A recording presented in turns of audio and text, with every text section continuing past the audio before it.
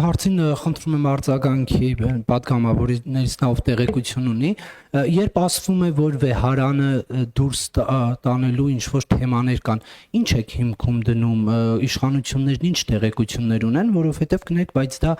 քիչ առաջ Հայաստան թռչող ափսե իջել մակարդակի վրա է, քանի հանրությանը լրջագույն տեղեկություններ չեն տրամադրում կամ գանձերի հետ կապված, որ ասում են էջմիածնի գանձերն ուզում են յուրացնել, եթե այդպիսի բան կապա, ուր է քրեական գործը, ուր է հաղորդումը դատախազություն, թե այսպես կարելի է հայտարարություններն անել եւ հանրությանը փաստեր չներկայացնել եւ մեկ հարցել Ուժեղ Հայաստան կուսակցությունը մտել է քաղաքական պայքարի մեջ կուշտ վարչապետ ունենալու խոստմամբ դուք ինչպես եք պատրաստվում պայքարել նրանց դեմ արդյոք համարում եք ձեզ մրցակից թե ոչ եւ ինչ եք կարծում պետք է YouTube-ից հեռացնել Արա Գևորգյանի Արցախ ստեղծագործությունը թե ոչ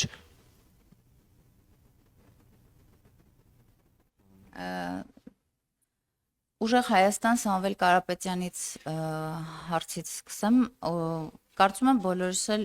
տեղյակ ենք եւ գիտենք եւ բազմաթիվ անգամ կրկնել ենք, ես նորից կկրկնեմ, որ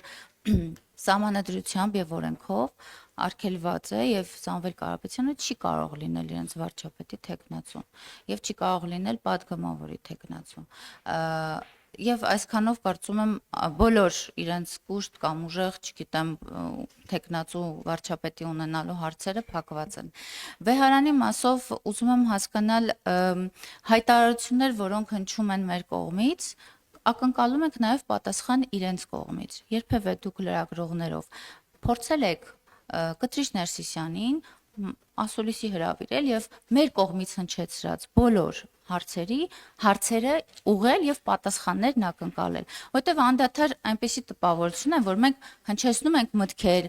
արտահայտում ենք մտահոգություններ եկեղեցու հանդեպ եւ այնինչ տեղի ունենում եկեղեցու շուրջ այդ մտահոգություններից չկա գեթ մեկ արձագանք եւ առավել եւս պաշտոնական էջով եթե որևէ արձագանք լինում է պաշտոնական էջը եթե ուշադիր նայեք եկեղեցու դարձել է քաղաքական խոսքի էջ որևէ եկեղեցական հոգեվոր մտքի արտահայտություն այդ էջով չի հնչում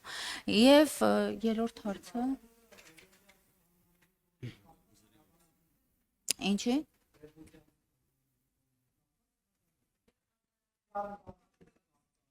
Եթե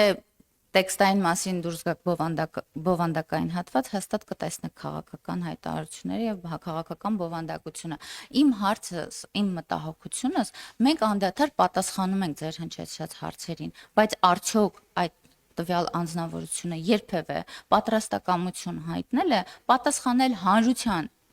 կողմից հնչեցված եւ մտահոգիչ հարցերին իր անձի եւ իր շուրջ Ներողություն Տիկին Մանավազյան, իմ հարցը հետևյալն է, երբ որ դուք մեղադրանքներ եք հնչեցնում, ինչու փաստեր չեք ներկայացնում։ Ներողություն եմ խնդրում, բայց հիմա փաստեր իրավական տեսանկյունից ներկայացված է եւ դուք նորից հնչեցնում եք նույն հարցը, իսկ ինչու եք, չգիտեմ, հետապնդում տվյալ անձին կամ Չէ, ես կոնկրետ եմ տալիս, փաստ կա որ գանձերը ուզում են գողանալ։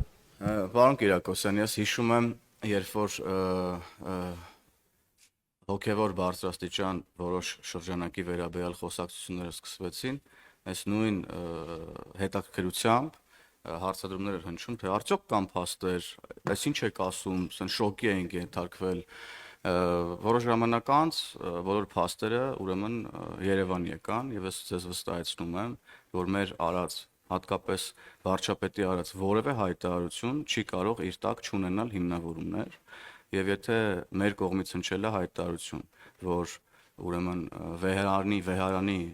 հոգևոր բարձրաստիճան ներկայացուցիչների մի շրջանակ փորձում է կաթողիկոսությունը տեղափոխի Հայաստանի Հանրապետությունից, Էջմիածնի գանձերն էլ հետը, ուրեմն մենք դրա վերաբերյալ ունենք շատ հիմնավոր տեղեկություններ։ Այդ տեղեկություններն արդյոք այնքան են հասունացել, որ պետք է վերածեն քրեական գործի կամ իրավական հետապնդման, այդ հարցի պատասխանը ես այս պահին չունեմ, այդ հարցի պատասխանը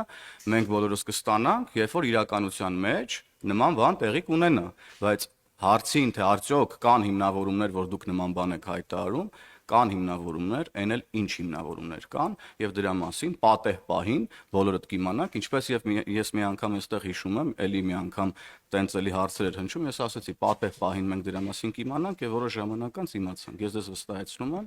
որ ուրեմն մենք ելնում ենք Հայաստանի Հանրապետության պետական անվտանգությունից, Հայաստանի Հանրապետության շահից եւ այսօր Կտրիչ Ներսիսյանը իր շուրջ հավաքած մի խումբ հոգեվորականների հետ իրենից ներկայացնում է արդեն պետական անվտանգության խնդիր եւ հետեւաբար նաեւ եթե անհրաժեշտություն լինի եւ այդ անհրաժեշտությունը կա, ես կարծում եմ պետքա իրավապահ մարմինները լրացուցիչ ուրեմն միջոցառումներ ձեռնարկեն այս ուղղությամբ։ Շնորհակալ։ Կներեք, իսկ երրորդ հարցին չեք պատասխանի, արդյոք պետք է Արա Գևորգյանի Արցախ երաժշտությունը համացանցից ջնջել, թե ոչ, ինչու եմ այս հարցը տալիս, որովհետեւ հանրային հեռուստաընկերությամբ ինչ որ սպորտային միջոցառման օլիմպիական խաղերի ժամանակ խուսափել են հնչեցնել ստեղծագործության անունը։ Ես չգիտեմ դուք ինչի մասին եք խոսում, ճիշտ ասած, եթե առանձին YouTube-ի վերաբերյալ ձեր հարցին անդրադառնամ, ապա իհարկե ոչ։